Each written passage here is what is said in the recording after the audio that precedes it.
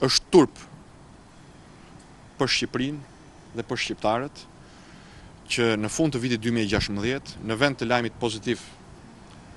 për hapjen e negociatave, të marrin një vlerësim të denjë për vendet diktatoriale të Afrikës. Asnjëherë në 26 vite. Për herë të parë në 26 vite, 6 muaj para zgjedhjeve, Bashkimi Evropian jep këtë shuplak qeverisjes, duke kujtuar se nuk ka plotësuar asnjë nga 5 prioritetet kyç dhe se ka probleme të rënda me zgjedhjet e lira të ndershme, me zbatimin e ligjit dekriminalizimit, me luftën kundër krimit dhe drogës në veçanti dhe me luftën kundër korrupsionit. Nga ana tjetër, dua t'i siguroj shqiptarët se unë dhe Partia Demokratike do të marrim përgjegjësitë e plota